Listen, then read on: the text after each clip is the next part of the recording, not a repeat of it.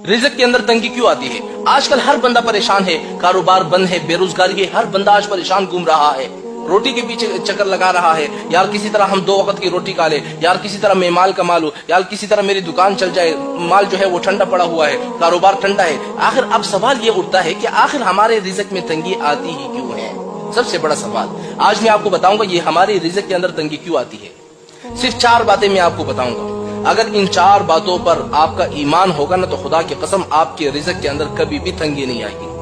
अगर इन 4 बातों पर आपका ईमान नहीं होगा तो हमेशा आपके रिज़्क़ में तंगी होगी, कारोबार में तंगी, कारोबार तुम्हारा चलेगा नहीं, कारोबार ठंडा पड़ेगा, हमेशा परेशान रहोगे। अब वो 4 बातें कौन सी है जरा नोट करें। सबसे पहली बात जिस चीज पर हमारा ईमान होना चाहिए कि इंसान के पैदा होने से पहले 50,000 साल पहले अल्लाह ताला ने बंदे का रिज़्क़ लिख दिया है कि इस बंदे को कितना मिलेगा, कितना नहीं मिलेगा, फुला दिन इसका इतना नुकसान होगा, फुला दिन इसको इतना मिलेगा, फुला दिन इसको ये रोटी मिलेगी, फुला दिन इसको यहाँ पर खाना मिलेगा। यानी 50,000 साल पहले अल्लाह ताला ने फैसला कर दिया है। जब फैसला कर दिया है तो हमें टेंशन लेने की क्या जरूरत है? पहली बात हो गई। अब दूसरी बात क्या है? दूसरी बात यह है कि अल्लाह ताला कुरान मजीद में फरमाते हैं वफ़िस समाई रिज़्क़ुकुम, तुम्हारा रिज़्क़ तो आसमानों में है, जमीन में तो है नहीं।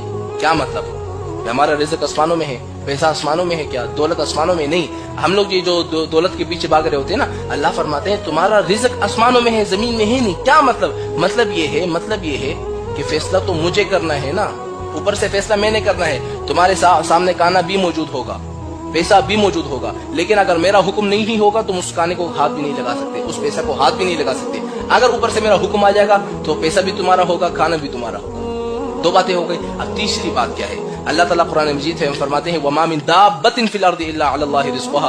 अल्लाह फरमाते हैं कि दुनिया में जितनी मखलूक है, हर जानदार, हर जानवर, हर इंसान और जो आसमानों में है, फिजाओं में है, मछलियों, इन सारी जानदार लोगों की, इंसानों की जिम्मेदारी, रिज़्क़ पहुंचाने की जिम्मेदारी मुझ पर है, मेरे ऊपर वाजिब है, यानी मैं लोगों को पहुंचाऊंगा।